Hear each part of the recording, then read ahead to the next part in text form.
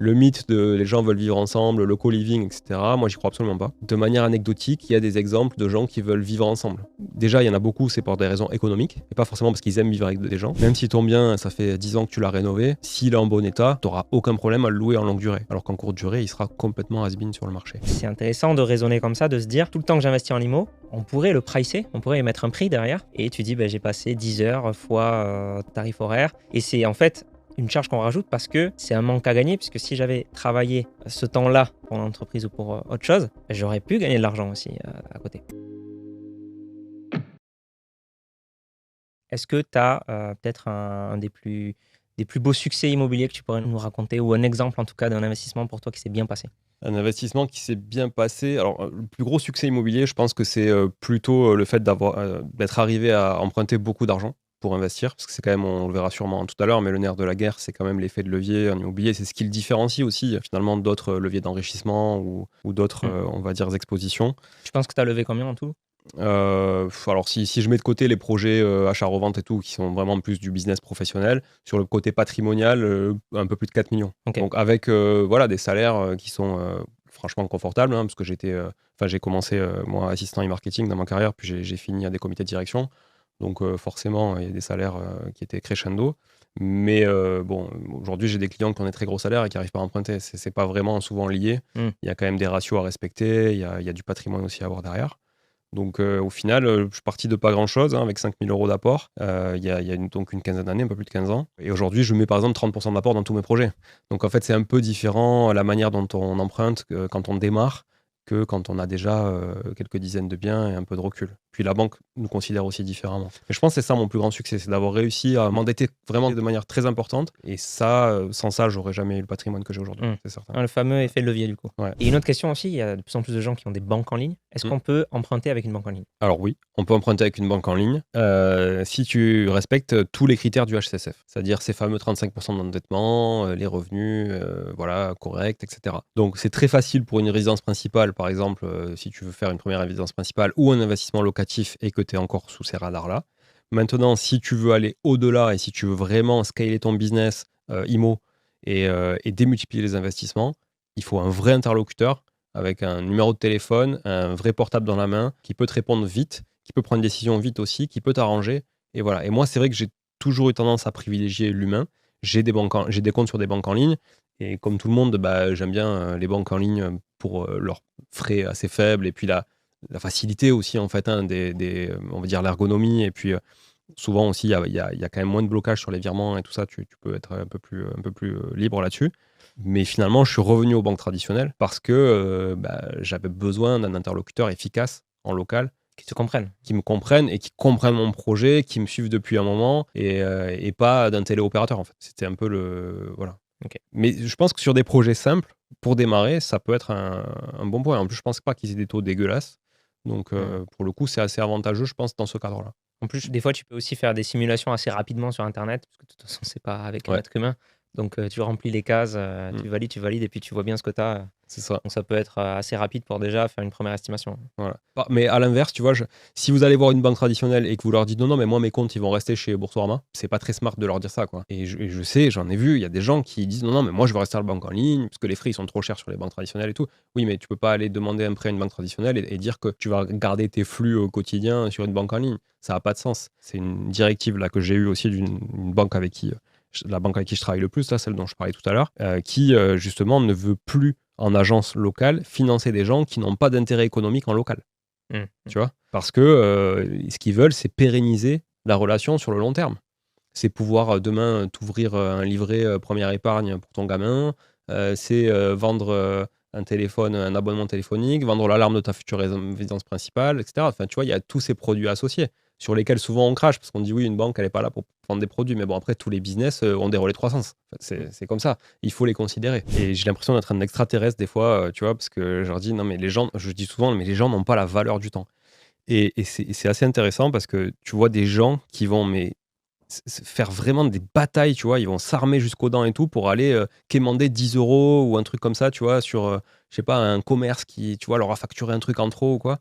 Et ça va leur prendre 4 heures de de leur temps pour aller récupérer, peut-être aller récupérer 10 euros, tu vois. Et c'est là, je me dis, mais les gens n'ont pas la valeur du temps et de ce qu'ils pourraient en faire s'ils le mettaient à contribution pour eux ou pour autre chose.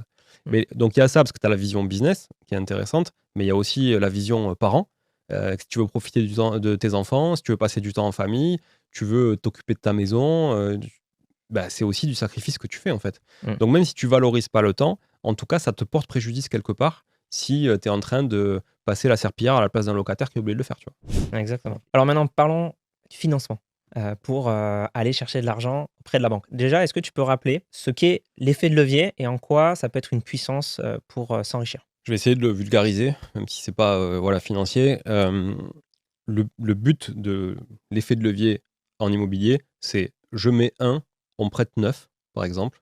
Donc, ça me permet virtuellement de m'enrichir de 9. Mais alors, attention, c'est un enrichissement où en face, il y a de la dette. Donc, c'est un enrichissement qui va être, on va dire, reporté dans le temps, puisque plus mon investissement va avancer, plus je vais capitaliser, comme on l'a vu, et donc plus je vais m'enrichir. Et ce patrimoine va tendre vers un patrimoine net versus un patrimoine brut au départ. Quand on dit brut, c'est un patrimoine sans considérer les dettes qui est en face. Quand on dit patrimoine net, c'est mon patrimoine moins mes dettes, qu'est-ce qui me reste? Donc l'effet de levier, ça me sert à quoi? Ça me sert à acheter un truc à 100 000 euros avec 10 000 euros. Grosso modo, c'est ça. Si, par exemple, je considère que je mets 10% d'apport sur le projet. Ça, c'est la première chose. Ça sert à faire quoi? Ça sert à faire porter, finalement, l'endettement par les revenus de l'investissement. Tu achètes un bien, donc c'est un actif que tu achètes, clairement. Et du coup, tu fais rembourser la dette qui t'a servi à acheter cet actif par le rendement du bien, qui est donc le loyer, très simplement. Donc, en gros, c'est le locataire qui paye ton patrimoine. C'est à peu près ça. Du coup, aujourd'hui, combien il faut d'apport pour investir en immobilier? Que veut la banque?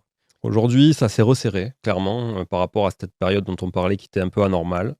D'ailleurs, ce qui était assez incohérent, parce que l'argent était pas cher et en même temps, tout le monde prêtait sans aucune garantie, finalement, pas sans grand-chose en garantie. C'est-à-dire, la banque portait le risque en payant même, en finançant même des frais, quoi.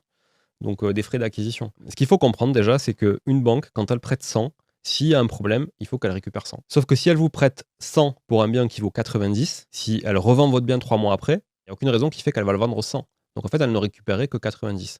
Ça, je dis ça parce qu'il y a le mythe aussi du crédit à 110%. Donc j'achète, enfin c'est pas un mythe, hein, c'était une réalité en vrai, mais maintenant ça l'est un peu moins. J'achète un projet à 100 par exemple, et donc on me prête 110, ce qui couvre les frais de notaire et tous les frais afférents à la banque, etc. Sauf qu'encore une fois, en cas de défaillance, la banque, si elle a prêté 110 pour un truc qui vaut 100, elle ne pourra pas se rembourser. Donc aujourd'hui, les banques l'ont bien compris. Donc maintenant, ça, le 110, c'est quasiment fini. Sauf sur des profils avec de la sécurité, de la garantie derrière, c'est-à-dire un patrimoine, une assise, ce qu'on appelle une surface financière importante. Donc ce qu'elles vont prêter déjà au maximum aujourd'hui, c'est à peu près 100%. Encore une fois, il y a des exceptions, mais c'est 100% du bien. Mais plus généralement, c'est quand même entre 10 et 20% d'apport, donc elles vont prêter entre 90 et 80% du projet. Cet apport, il peut être mis directement dans le projet. Ça peut être des fonds qui sont nantis sur une assurance vie dans la banque, sur pas mal de produits bancaires. Après, il faut accepter que ces produits-là sont bourrés de frais et ont un rendement moindre que si vous gérez votre patrimoine financier avec les conseils de Mathieu.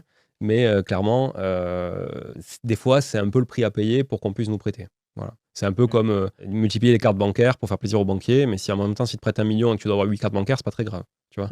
Voilà. Même si elles te coûtent 8 euros par mois. Quoi. Enfin, tu vois, il ne faut pas s'arrêter à ça. Mais il y a des gens, ils en font un blocage. Voilà. Ouais, c'est sûr. Donc, en fait, il faut vraiment se mettre toujours à la place de la banque. Quel est son intérêt?